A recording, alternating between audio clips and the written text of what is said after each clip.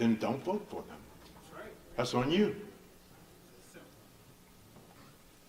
Why is wealth important? Your wealth will determine where you live. Where you live will determine where your children go to school.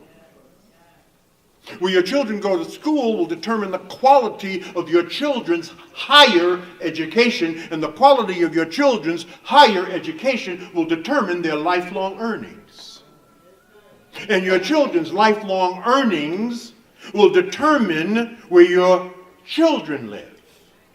And where your children live will determine where your grandchildren go to school.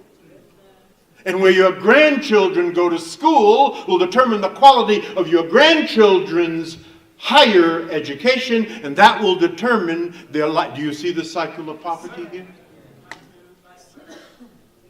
Why is wealth important? Dr.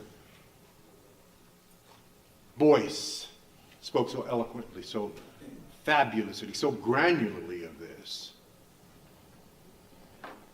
That in a market-based economy, in a democratic capitalistic society, in case no one has told you, the only color that really matters is green!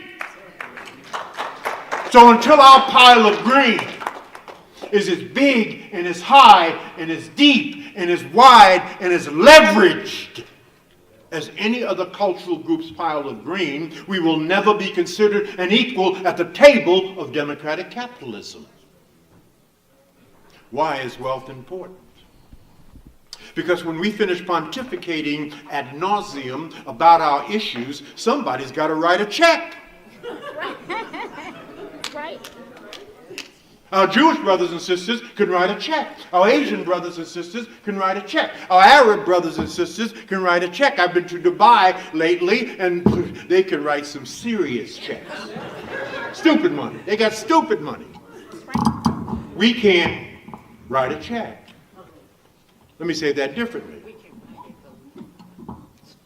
We cannot even convene our people unless somebody else writes the check. Ask the NAACP. Ask the Congressional Black Caucus, which I've spoken at for 41 years straight. Ask the Urban League. If somebody else wasn't writing the check, we couldn't even meet. We must fix this in the 21st century. So I'm going to tell you a secret that no CPA will tell you. The tax system was set up for the landowner and the business owner.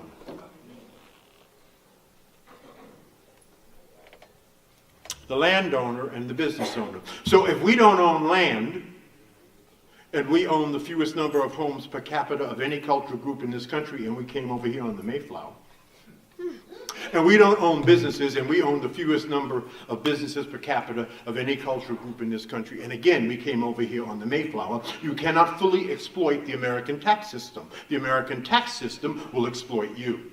So one of the reasons Mitt Romney back in the day, when he was running against Obama, did not want you to see his tax returns. Why? Not because he did anything illegal. It's because he's a big-time landowner, big-time business owner, and he used the benefits of that land ownership and business owner to pay a micro percentage of tax, far less tax on a percentage basis than you and I will ever pay. America is about equity and ownership, and the idea that the black community can exercise effective power, and I think you said this, boys, political or otherwise, without simultaneously exercising economic power is a fantasy. That capitalism without capital is just ism. That's right. So the question becomes for us,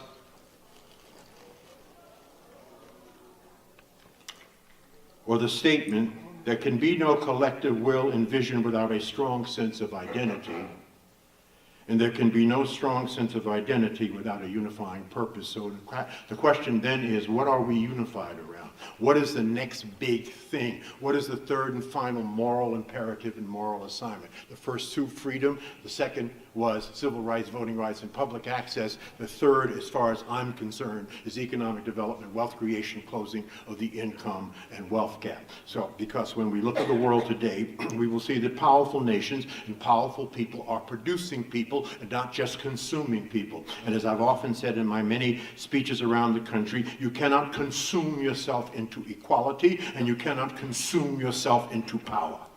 And those people who depend upon consumption will see as they consume the products of others and do not produce for themselves will ultimately be consumed by others. Therefore, in the 21st century, the goal for us as a community must be to become a community of owners and savers instead of a community of consumers and renters.